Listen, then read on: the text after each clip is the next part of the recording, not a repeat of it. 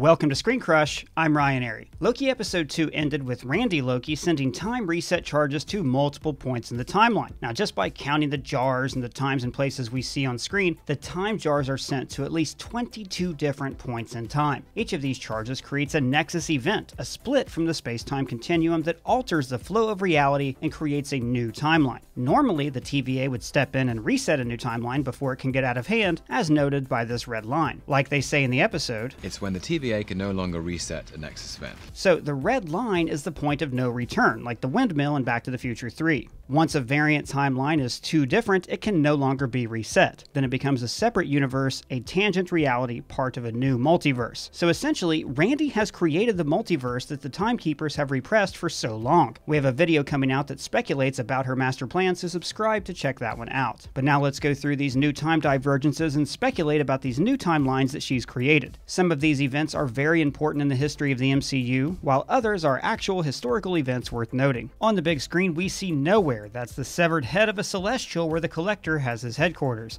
This could mean a number of things. Maybe Thanos failed to take the Reality Stone, or maybe that Peter had the courage to kill Gamora, or maybe the Guardians fell apart here before they could ever be formed. Why didn't it have to get made? Then, on Ravonna Renslayer's display, we see a ton of new divergent realities. March 31st, 1492 is a sad day in history, the day Spain exiled all of its Jews to Portugal. Here we have Vormir in 2301. Now remember, Vormir is the planet that contains the Soul Stone. It's easy to get mixed up with the different timelines, but here's the current state of this planet. In the current MCU 2023 timeline, Thanos has destroyed the Infinity Stones, so they no longer exist. Steve Rogers did travel back in time to return the Soul Stone on Vormir, but this simply restored the 2014 timeline. In that reality,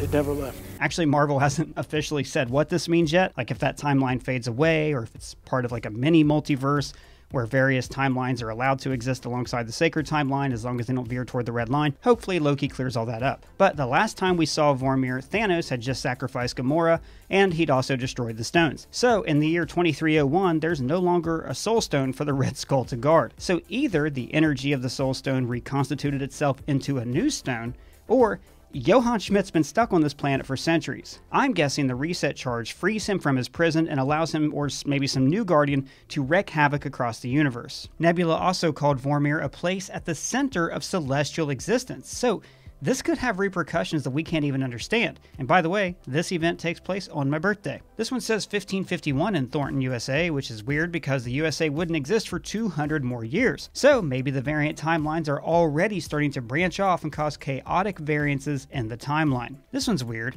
On November 22nd, 1999, a man named Wayman Terry Farley passed away in Cookeville, Tennessee. So maybe this person was a relative of someone who works on the show. Then there's Asgard in 2004, which is very interesting. At this time, Thor would have been the stupid, greedy, cruel boy who loved to fight first and ask questions later. Kind of like Russell Crowe, but in space. You walked right through my shot, mate! Do you know who I am? Oh, excuse me, I was just...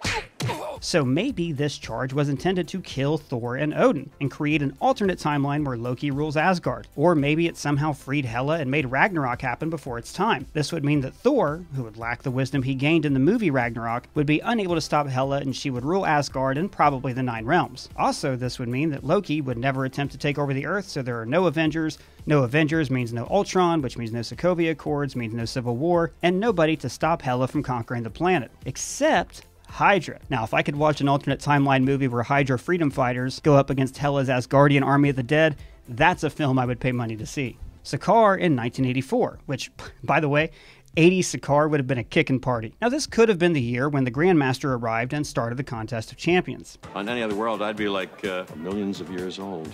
But here on Sakaar,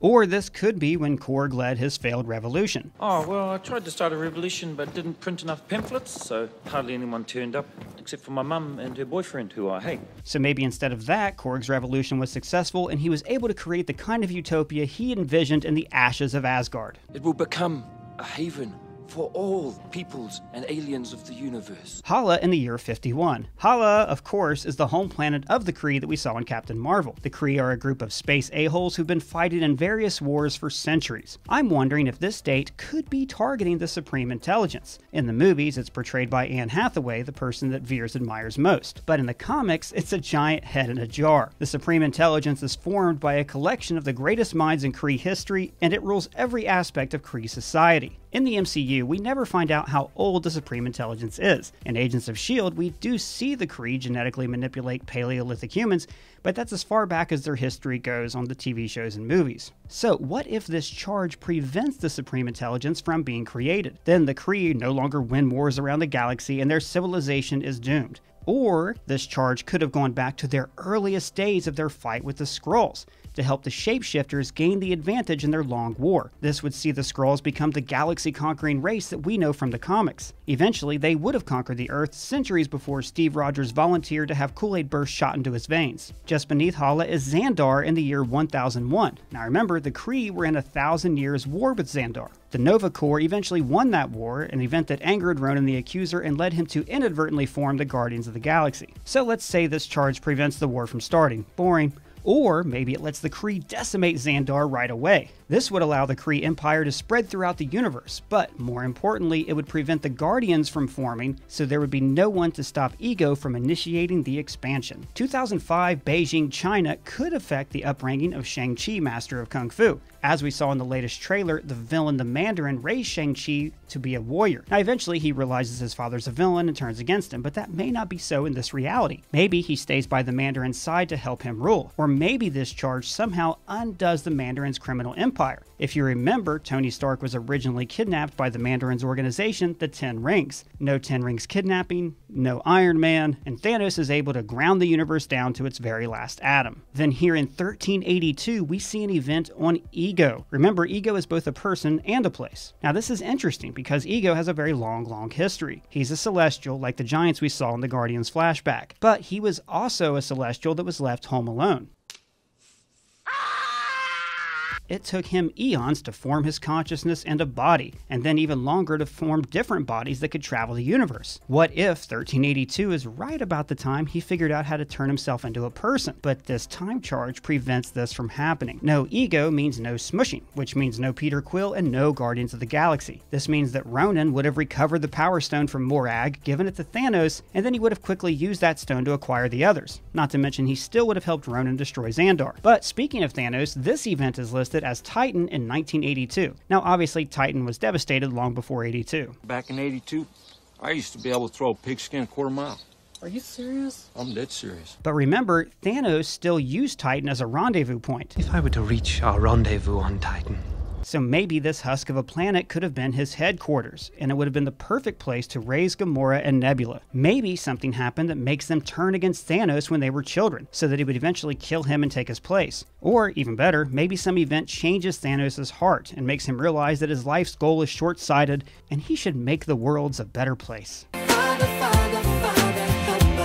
We also see Niflheim, one of the 9 realms that we briefly glimpsed at in Thor the Dark World. This is the land of the dead, where Odin banished Hela, and where she killed the Asgardian Valkyries. So this charge could have freed Hela, kickstarting her conquest of Asgard. Or maybe in this timeline, the Valkyries are successful and destroy her. This would have made the Valkyries the greatest heroes of Asgard, beloved even more so than Odin. It's even possible that this could have led to an Asgardian civil war, where the Valkyries try to wrest control from warmongering Odin and control the 9 realms for themselves. We also see Jotunheim, birthplace of Loki. Now, a few significant events have taken place on Jotunheim. Obviously, Thor goes to that planet to bash some heads as payback for them ruining his Milkienthos Sierra. Maybe, in this reality, he kills King Laufey and starts another war between Asgard and the Frost Giants. Or maybe, in this timeline, Laufey decides not to abandon his dwarf son on the rocks. All dwarves are bastards in their father's eyes. Instead, he raises Loki to be king, and the god of mischief's cunning make him into a great asset to the Frost Giant kingdom. He works out secret ways in and out of Asgard, and assassinates Odin in his sleep, so the Frost Giants would conquer Asgard, then Earth, and rule the 9 realms. But the most depressing, weird, and mind-bending alteration is 1947 New York. This is when Steve Rogers decided to stay behind and have his his dance with Peggy. Now, we do have a video coming out about that reality and how it ties into the Netflix shows and Agents of S.H.I.E.L.D., so make sure you subscribe to see that one. But basically, when he stayed behind, Steve either created another timeline, or he lived quietly in the background of the MCU's history, which is dumb. See, Loki Episode 1 showed what appeared to be a Peggy Carter lookalike being arrested.